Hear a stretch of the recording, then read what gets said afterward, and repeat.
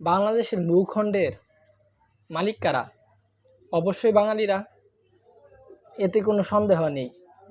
এখন বাঙালিরা গিয়ে যদি পার্বত্য চট্টগ্রামে কেউ যদি বসবাস শুরু করে, তাহলে সে সেটেলার হয়ে যায় না।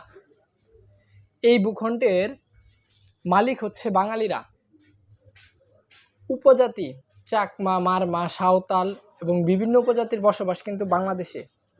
তারা অবশ্যই বাংলাদেশি, কিন্তু তারা যেই আলাদা জুমল্যান্ড বা আলাদা একটা রাষ্ট্র সংগঠন করতে চায়, বাঙালির ভূখণ্ড থেকে তাদেরকে বিভক্ত করতে চায়, সেটা কখনোই মেনে নেওয়া যায় না।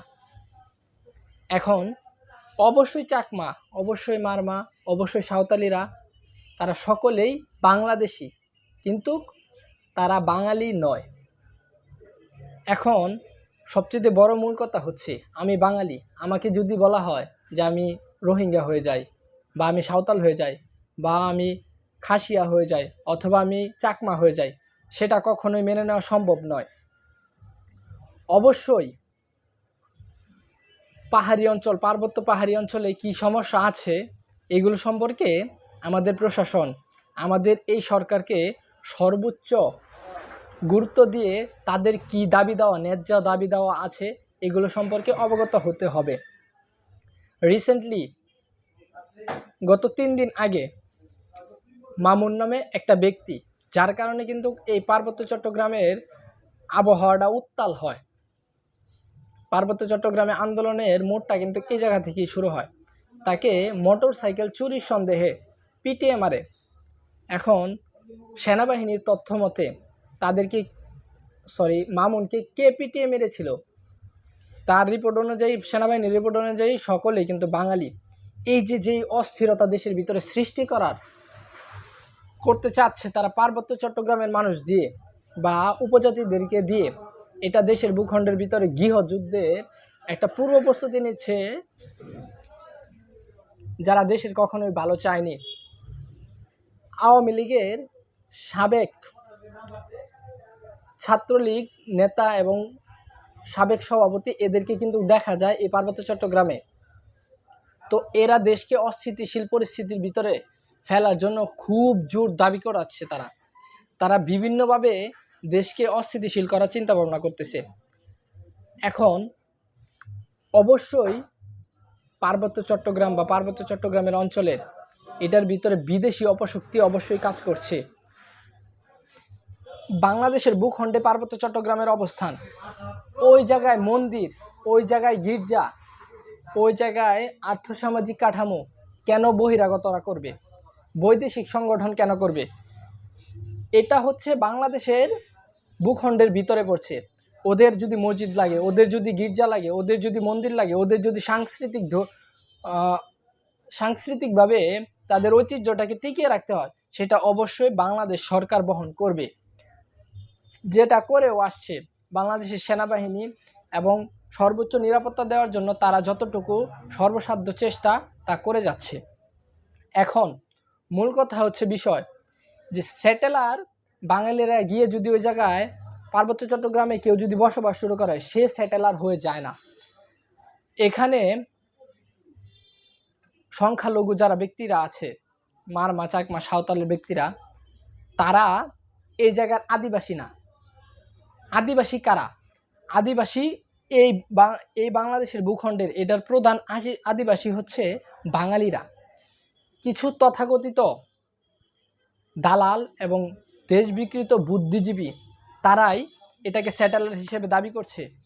বাঙালিদেরকে পার্বত্য চট্টগ্রাম অঞ্চলের উপজাতিদের কাছ থেকে অপর করার চিন্তাভাবনা তারা কিন্তু সর্বসাধ্য চেষ্টা করে যাচ্ছে। সুতরাং এইগুলো আমাদেরকে মুখ্যভাবে দেখতে হবে, আমাদেরকে এই বিষয়গুলো সম্পর্কে অবগত থাকতে হবে। জাতীয় স্বার্থ এবং জাতীয় রাজনীতির স্বার্থে, গণতান্ত্রিক উদ্দেশ্যে সকলের সেবা এবং সকলের ন্যায্য অধিকার দেওয়াটা আমাদের ভূখণ্ডের প্রধান দায়িত্ব হিসেবে আমরা মনে করি। জুলাইয়ের বিপ্লব এর প্রধান মূল লক্ষ্য ছিল প্রত্যেকটা বাংলাদেশি যাতে তার ন্যায্য অধিকারটা পায়। আপনি দেখেন বাংলাদেশে কতগুলো ভাষার আবির্ভাব ছিল, 14 থেকে 15-16টা। আন্তর্জাতিক মাতৃভাষা ইনস্টিটিউট তারা কোনো কাজেরই নাই।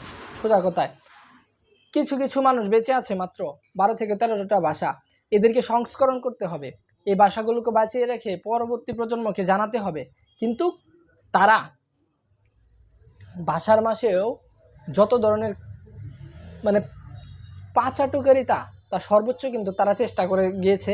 তারা ভাষার মাসেও মুজিবের গান, মুজিব প্রীতি দেখানোর চিন্তা ভাবনা করেছে। এখন আমাদের মূল বিষয়টা হচ্ছে যে পাহাড়িরা যারা ন্যায্য অধিকার দাবির বিষয়ে অবগত করছে বা আন্দোলন করছে, ঢাকাতে যারা আছে, পার্বত্য চট্টগ্রাম অঞ্চলে যারা আছে, এই বিষয়গুলো সম্পর্কে আমাদের গোয়েন্দা সংস্থাকে সর্বোচ্চ তদারকি করতে হবে এবং এই সরকারকে এই বিষয়টা সম্পর্কে সর্বোচ্চ অবগত, এবং এতে যারাই থাক না কেন, যারাই সুবিধা এবং ফায়দা নেওয়ার চিন্তা ভাবনা করতেছে, সেটা সেনাবাহিনী হোক, সেটা পার্বত্য চট্টগ্রামের অঞ্চলের মানুষ হোক, সেটা কুকিচিং হোক, সেটা জিএসএস হোক, সেটা ইউপিডিএফ হোক, অথবা যে কোনো সংগঠনের বা যে কোনো উপজাতির যারা দেশকে আলাদা ভূখণ্ডে এবং আলাদাভাবে বিভক্ত করার চিন্তা ভাবনা করতেছে, তাদেরকে আইনের আওতায় এনে সর্বোচ্চ শাস্তিটা দেওয়ার প্রকল্প দাবি জানাচ্ছি আমরা সকল বাংলাদেশিরা।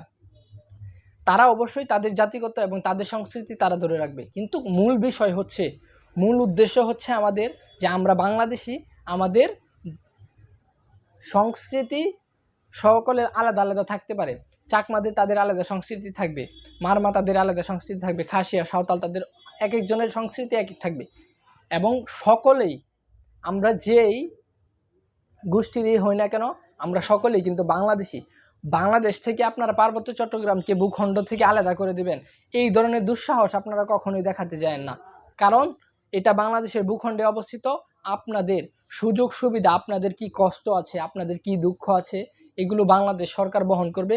আপনাদের মুদ্রা এক নীতি মুদ্রা প্রণীতি করতে হবে। আপনারা যদি আলাদাভাবে একটা রাষ্ট্র সংগঠন করতে চান, তাহলে এই দেশের বাংলার মানুষ আপনাদেরকে কখনোই মেনে নেবে না। আপনারা আপনাদের ন্যায্য অধিকার দাবি যেটা চাচ্ছেন সেটা অবশ্যই আপনারা পাবেন ইনশাল্লাহ। এই সমস্যাটা দ্রুত সমাধান হওয়ার চিন্তাভাবনা আমাদেরকে সকলকে করতে হবে। আমাদেরকে এই সরকারকে এই সম্পর্কে সঠিক এবং অবগত বিষয় সম্পর্কে সকলকে জানাতে হবে। তাদেরকে একসঙ্গে ঢাকাতে এনে তাদের কি সমস্যা আছে, তাদের কি দাবি দেওয়া আছে, এই দাবি দেওয়াগুলো সম্পর্কে কিন্তু আমাদেরকে শুনতে হবে, বুঝতে হবে কি সমস্যার কারণে এই বিষয়টা হচ্ছে। এখানে কিন্তু বড় একটা অপশক্তি কাজ করছে। এই অপশক্তিকে রোধ না করলে কিন্তু দেশের এই আন্দোলনের পরিস্থিতি কিন্তু অনেকটা ভয়াবহ হতে পারে। তারা তাদের ন্যায্য অধিকার অবশ্যই দাবি করতে পারে, এটা সকলেরই অধিকার আছে। সুতরাং এই মুখ্য বিষয়গুলো সম্পর্কে আমাদের সকলকে কিন্তু অবগত থাকতে হবে।